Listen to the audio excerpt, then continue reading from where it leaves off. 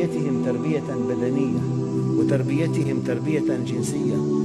هذا الأب الحامي العالم الرحيم الذي لا يقلقه إلا مصير أبنائه، لا يقلقه إلا سعادته، إلا إيمانه، إلا سموه. Méditons un instant sur la création d'Allah Tabarak wa Ta'ala. Mon frère, ma sœur, imagine qu'un jour tu te retrouves face à un tableau magnifique. Tu t'arrêteras sûrement devant celui-ci, tu l'observeras, tu demanderas qui est-ce qui l'a dessiné. C'est sûr et certain, tu vas te dire qui est-ce qui l'a dessiné, ce magnifique tableau. Et tu t'en souviendras longtemps. S'il en est ainsi des tableaux qu'ont dessiné les êtres humains, qu'en est-il des magnifiques tableaux qu'Allah Tabarak wa Ta'ala a créés et qu'il a disposés partout autour de nous? Pourquoi ne pas s'arrêter et méditer sur ces impressionnants tableaux qu'Allah Tabarak wa Ta'ala a créés? Sachez mes frères et sœurs qu'à tout moment où vous observerez la création d'Allah et que vous méditerez dessus, vous vous rendrez compte qu'à chaque fois vous vous retrouvez face à une chose d'une splendeur inouïe. On se doit de méditer sur tout détail qu'Allah Tabarak wa Ta'ala a créé. À chaque fois que le soleil se lève ou se couche, à chaque fois qu'on voit la lune, à chaque fois que la pluie tombe, à chaque fois qu'on voit les nuages, à chaque fois qu'on se retrouve face à un beau paysage tel que les montagnes, la mer, la verdure, etc. Il faut s'arrêter face à cela et méditer. Et méditer. Regardons chaque détail du corps humain. Nos mains, nos poils, nos yeux, etc. Et méditons. Chaque plante, chaque oiseau, chaque papillon, chaque feuille d'arbre. Méditons. On ne doit pas négliger cette grande adoration qui est la méditation. À chaque fois que l'on observe une invention, on peut reconnaître les qualités de son auteur à travers les détails de cette invention. Par exemple, l'inventeur de l'ordinateur était sûrement quelqu'un de très intelligent. Les constructeurs des pyramides étaient sûrement des gens forts. L'auteur d'un joli tableau est sûrement un artiste très doué, etc. Qu'en est-il du créateur de cet univers? La première chose sur laquelle on doit méditer est la création de cet univers parfait par Allah Tabarak wa Ta'ala qu'il a créé à partir du néant. Allah Tabarak wa Ta'ala a dit dans Sourate Al-Baqarah, et médite un petit peu sur ce verset. Allah Azza wa Jalla a dit dans Sourate Al-Baqarah, Sourate 2, verset 117, Badi'u samawati wal-ard. Badi'u samawati wal-ard, qui signifie il est le créateur des cieux et de la terre à partir du néant. À partir du néant.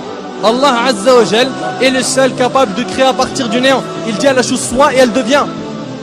Soit et elle devient. Cela signifie que les cieux et la terre sont des chefs-d'œuvre qu'Allah Tabarak wa Ta'ala a créés. Regardez subhanallah. Médite un peu sur cet univers. Regarde un petit peu. La lune tourne autour d'elle-même et tourne autour de la terre. La terre tourne elle aussi autour d'elle-même et tourne autour du soleil avec la lune. Toutes les autres planètes tournent autour du soleil et tournent aussi autour d'elles-mêmes. Et leurs satellites eux aussi tournent autour d'eux-mêmes. Et tout ce système solaire, comprenant le soleil, la terre, la lune, les planètes, les satellites, les étoiles, etc. Tout cela appartient à notre galaxie qui est la Voie lactée. Subhanallah, c'est quoi cette perfection? C'est quoi cette perfection? La méditation sur la création d'Allah Tabarak wa Ta'ala va donc nous aider à laver nos cœurs. Si tu observes la mer par exemple, combien de gouttes d'eau y a-t-il dans ces mers et ces océans? Comment cela se fait-il qu'il y a certaines mers qui ne se mélangent pas alors qu'elles se rencontrent? Comme dans le détroit Gibraltar.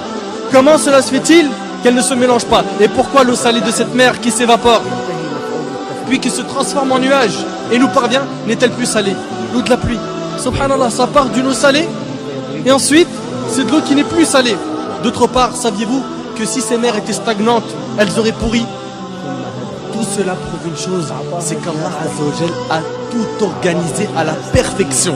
Et puis dans la mer, regardez la variété et l'énorme nombre de créatures sous-marines.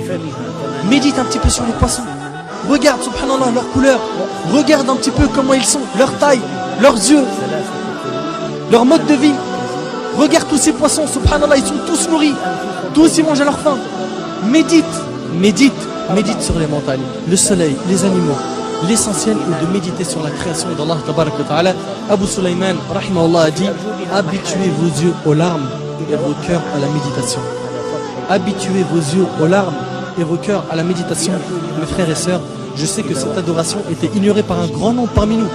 Faisons-la revivre afin d'améliorer notre relation avec Allah Tabarak wa Ta'ala. Et je termine en demandant à Allah Azza wa Jal de faire de nous des pieux qui réfléchissent et qui méditent sur la création d'Allah Azza wa Jal.